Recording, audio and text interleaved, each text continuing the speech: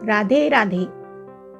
प्रदोष व्रत भगवान शिव और माता पार्वती की पूजा के लिए किया जाता है। इस दिन पूजा अर्चना करने से भगवान शिव की कृपा से सुख समृद्धि और जीवन में सफलता मिलती है। हर महीने 2 प्रदोष व्रत आते हैं। इस दिन सुबह से लेकर शाम तक व्रत रखा जाता है और भगवान शिव और उनके परिवार की आराधना की जाती है। पूजा के विधि विधान के बाद व्रत का पारण किया जाता है। आइए जानते हैं मार्च महीने में पहला और फागुन माह का अंतिम प्रदोष व्रत कब है। फागुन माह के शुक्ल पक्ष की त्रयोदशी तिथि का आरंभ 11 मार्च मंगलवार सुबह 8:13 पर शुरू होगा और फागुन माह के शुक्ल पक्ष की त्रयोदशी तिथि का समापन 12 मार्च बुधवार 9:11 पर हो जाएगा। पंचांग के अनुसार फागुन माह का दूसरा प्रदोष व्रत 11 मार्च को रखा जाएगा। यह प्रदोष व्रत फागुन का अंतिम और मार्च का पहला प्रदोष व्रत होगा।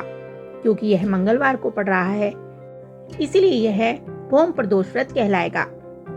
भौम प्रदोष व्रत का महत्व। त्रयोदशी की जो तिथि मंगलवार को आती है उसे भौम प्रदोष के नाम से जाना जाता है। इस दिन को ऋण चुकाने के लिए अत्यंत महत्वपूर्ण माना गया है। पुराणों के अनुसार त्रयोदशी की रात के पहले पहर में जो व्यक्ति शिव की प्रतिमा के दर्शन करता है उसकी समस्याओं का समाधान हो जाता है। कैसे करें प्रदोष व्रत। प्रदोष व्रत के दिन ब्रह्म मुहूर्त में उठकर स्नान आदि करने के बाद सूर्य देव को अर्घ्य देकर व्रत का संकल्प लें। अब पूजा स्थान को अच्छी तरह से साफ करें और भगवान शिव का पंचामृत से अभिषेक करें। इसके बाद शिव परिवार की पूजा करें और भगवान शिव को बेलपत्र, फूल, धूप, दीप आदि अर्पित करें। अब प्रदोष व्रत की कथा का पाठ करें। फिर पूजा के अंत में भगवान शिव की आरती करें और शिव चालीसा का पाठ अवश्य करें। इसके बाद ही अपना उपवास खोलें। भौम प्रदोष व्रत की कथा। सूची बोले, अब मैं मंगल त्रयोदशी प्रदोष व्रत का विधि विधान कहता हूँ।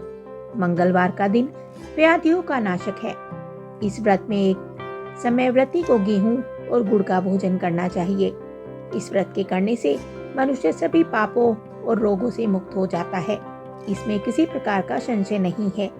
अब मैं आपको उस बुढ़िया की कथा सुनाता हूँ जिसने यह व्रत किया और मोक्ष को प्राप्त हुई। अत्यंत प्राचीन काल की घटना है। एक नगर में एक बुढ़िया रहती थी। उसके मंगलिया नाम का एक बेटा था। वृद्धा को हनुमान जी पर बड़ी श्रद्धा थी। वह प्रत्येक मंगलवार को हनुमान जी का व्रत रखकर विधि विधान से उनका भोग लगाती थी। इसके अलावा मंगलवार को ना तो वह घर लीपती थी और ना ही मिट्टी खोदती थी। इसी प्रकार से व्रत रखते हुए जब उसे काफी दिन बीत गए तो हनुमान जी ने सोचा कि चलो आज इस वृद्धा की परीक्षा ली जाए। वे साधु का बेस बनाकर उसके द्वार पर आ पहुंचे और पुकारा, है कोई हनुमान का भक्त जो हमारी इच्छा पूरी करे। वृद्धा ने यह पुकार सुनी तो वो बाहर आई और बोली, महाराज क्या आज्ञा है। साधु बनकर आए हनुमान जी बोले, मैं बहुत भूखा हूँ, भोजन करूंगा, तू थोड़ी सी जमीन लीप दे। वृद्धा बड़ी दुविधा में पड़ गई। अंत में हाथ जोड़कर प्रार्थना की, हे महाराज, लीपने और मिट्टी खोदने के अतिरिक्त जो काम आप कहेंगे वो मैं कर दूंगी। साधु ने 3 बार परीक्षा करने के लिए कहा, तू अपने बेटे को बुला, मैं उसे औंधा लिटाकर उसकी पीठ पर आग जलाकर भोजन बनाऊंगा। वृद्धा ने सुना तो उसके पैरों तले की जमीन खिसक गई, मगर वह वचन हार चुकी थी। उसने मंगलिया को बुलाया, साधु महाराज के हवाले कर दिया, मगर साधु ऐसे ही मानने वाले कहाँ थे। उन्होंने वृद्धा के हाथों से ही मंगलिया को औंधा लिटाकर उसकी पीठ पर आग जलाने के लिए कहा। आग जलाकर दुखी मन से वृद्धा अपने घर के अंदर जाकर बैठ गई। जब भोजन बन गया तो साधु ने कहा कि मंगलिया को भी बुला लो, वह भी भोग लगा ले। वृद्धा की आंखों में आंसू भरकर आ गए। उसने कहा कि उसका नाम लेकर मेरे हृदय को और ना दुखाइए, लेकिन साधु महाराज नहीं माने और वृद्धा को भोजन के लिए मंगलिया को पुकारना पड़ा। फिर क्या था, पुकारने की देर थी।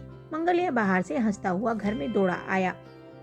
मंगलिया को इस तरह जीता जागता हंसता हुआ देखकर वृद्धा को बहुत आश्चर्य हुआ।